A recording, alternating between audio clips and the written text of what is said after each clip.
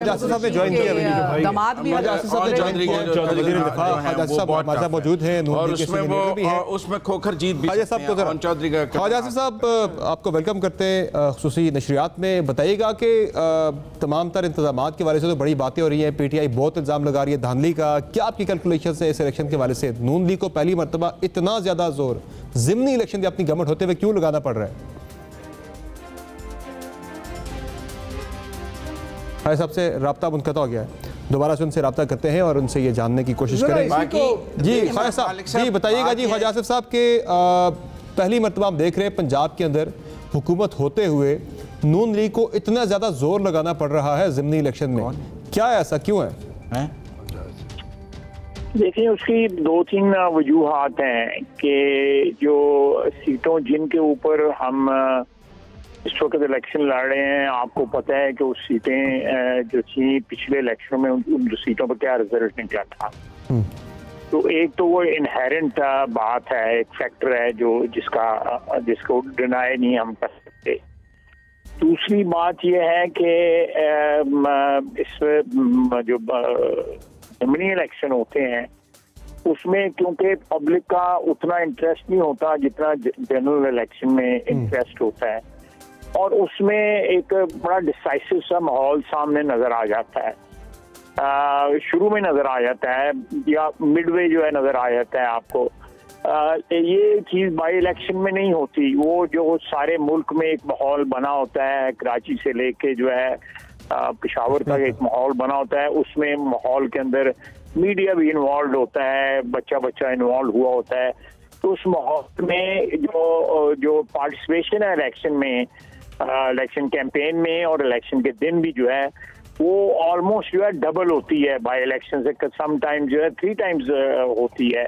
अगर आप कराची का अभी इलेक्शन देखें जो 240 में हुआ है वहाँ पे, उसमें आप देखें एंथुसियाज्म जो था वो बहुत कम था।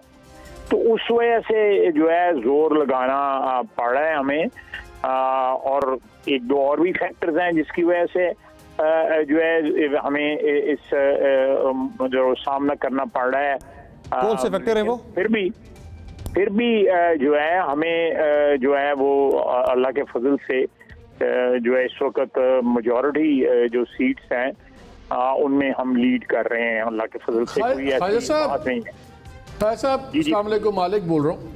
देखिए जो बाई इलेक्शंस की बात की है, ये इस बार जो बाई इलेक्शंस इनका माहौल है, they are definitely not traditional by polls. किसी भी बाई पोल्स में ये टिपिकल बाई इलेक्शंस नहीं है। पहले भी बाई इलेक्शंस हुए हैं पिछले 3.5-4 साल के अंदर, उसके अंदर ये माहौल नहीं था कि टेलीविजन चैनल्स भी एक दिन पहले पूरे पैनल बिठा के ट्रांसमिशन करें। फवाद ने अभी बिल्कुल ठीक बात पॉइंट आउट की, वाकई बड़ा क्रिटिकल है ये 20 सीटें, पंजाब गवर्नमेंट का फ्यूचर है, उसके साथ इस्लामाबाद जुड़ा हुआ है।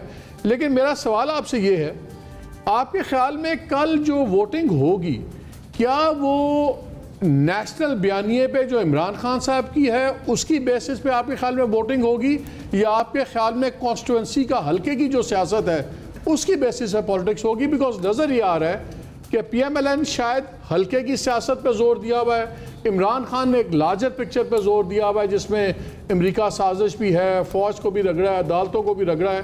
तो दो बड़े मुख्तलिफ बयानिए हैं। माजी में दोनों उम्मीदवारों का बयानिया हल्के की पॉलिटिक्स पे होता था, किसने काम किया किसने नहीं किया।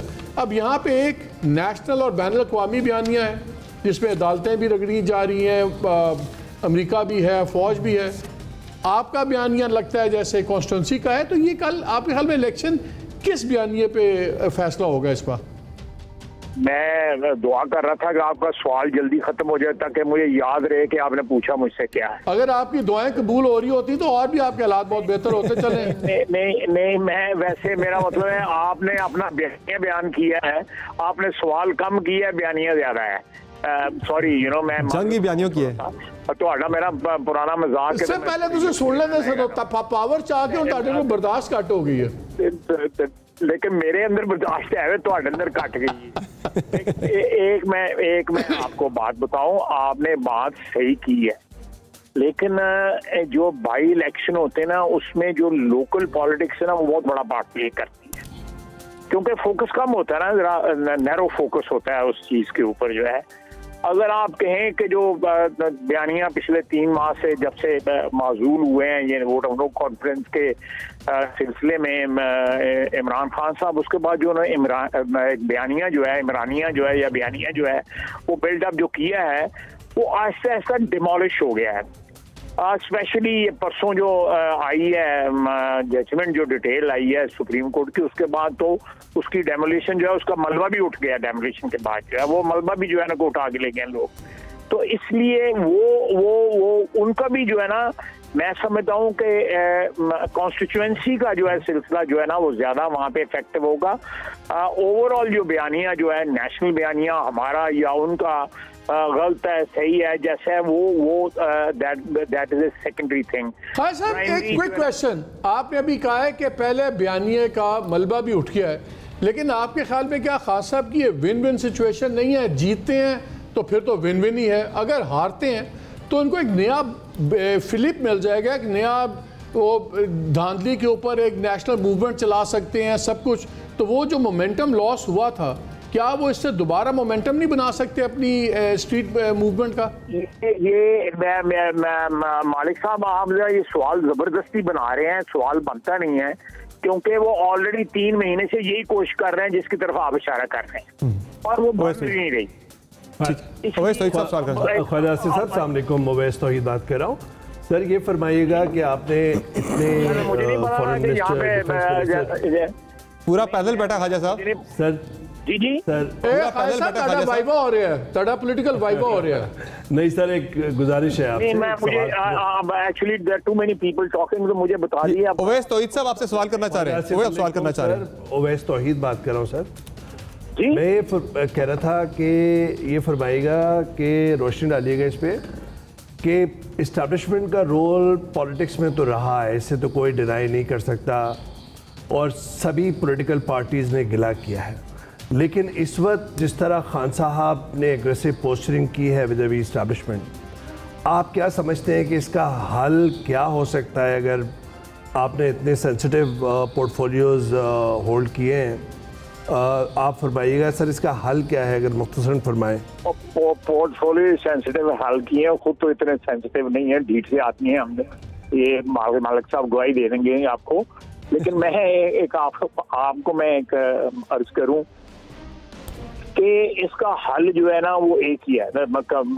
सीरियस बात कर लेते हैं, मालिक से सीरियस बात हो नहीं सकती, इनहेरेंट सा वो है, लायबिलिटी है। तो वो जो है ना ये इसका एक ही हल है, इसका एक ही हाल है कि पर्सनल ऑब्जेक्टिव्स जो हैं या इंस्टीट्यूशनल ऑब्जेक्टिव्स, जिसमें मैं अपनी इंस्टीट्यूशन को जो है नंबर 1 पे रखता हूँ, वो परसू करने की बजाय जो है हम किसी नेशनल एजेंडे के ऊपर जो है ना उसको परसू करें, या कोई नेशनल बयानिया जो है मिनिमम हम जो है उसको काट कर लें हम सब मिलके, अगर ये पॉसिबल है। मेरे नजदीक ये पॉसिबल है, सिर्फ सिंसेरिटी की जरूरत है कि मैं किस हद तक अपना जो अपनी टर्फ जो है उसको खाली करके एक नेशनल या एक कॉमन टर्फ के ऊपर मूव करने को तैयार हूँ। यही फैसला हमने करना है, हम सियासतदानों ने, हमारी जो दूसरी इंस्टीट्यूशंस जो हैं जो हिस्सेदार हैं, बिल्कुल हिस्सेदार हैं, आईनी तौर पे भी हिस्सेदार हैं, और वक्तन फक्तन पिछले 75 साल में गैर आईनी तौर पे भी हिस्सेदार बनती रही हैं। उसमें जो है इंक्रोचमेंट अदलिया ने भी की है, एस्टेब्लिशमेंट ने भी की है, ब्यूरोक्रेसी ने बहुत ज्यादा की है। वो अनसीमिंग होती है, अनसीमिंगली करते हैं तो पता नहीं लगता, लेकिन मेरा ख्याल है कि सबसे बड़ी वारदात जो है ना वो ब्यूरोक्रेसी ने की हुई है पिछले 75 साल में।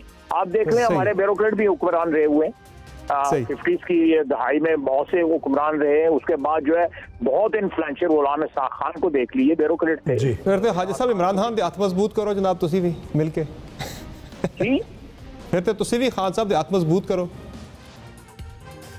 नहीं, मैं किसी ने हाथ मजबूत नहीं करता, मेरा तो कोई नसरुलैन है या मकसद है as a political worker, very humble political worker, कि किसी तरह पाकिस्तान के हाथ मजबूत हो जाए। सही। अच्छा ख्वाजा साहब, मेरा एक और सवाल आपसे कि इस वक्त पंजाब में आपकी हुकूमत है, हुकूमत में होते हुए एक अपने हुकूमत भी बचानी है, अपनी पंजाब की? ज़ाहिर आपने इलेक्शन जीता, अपनी हुकूमत बचानी है, दूसरा इलेक्शन की साख भी आपने बचानी है, चूँकि इंतजामिया आपकी है वहाँ पे। इमरान खान पहले ही इस इलेक्शन के सारी जो इसकी क्रेडिबिलिटी है वो उस पर सवाल उठा चुके हैं, बड़े संजीदा सवाल उठा चुके हैं। ये कितना बड़ा चैलेंज हो रहा है आपके लिए? ये मेरा नहीं ख्याल कि कोई इतना बड़ा चैलेंज है। ये इस किस्म के सवालात उठाने से वो इमरान खान का वतीरा बन गया हुआ है। वो 2002 में कहते थे मुझे 100 सीटें मिलनी हैं, उनको 1 सीट मिली, वो भी ज़कात में मिली।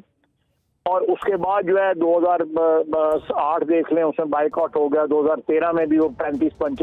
तो इस बाद चीज़ें जो है ना वो इतनी रिपीट हो जाती हैं कि उनकी जो वैल्यू होती है, जो इंट्रिंसिक वैल्यू भी नहीं रहती उनकी जो है। ये this is my humble opinion. Faiz साहब एक बात बताएं, आपके ख्याल में इसका जो रिजल्ट है कल के इलेक्शंस का, इसका नेशनल पॉलिटिकल जो मंजरनामा है, लैंडस्केप, उस पर कितना असर पड़ेगा?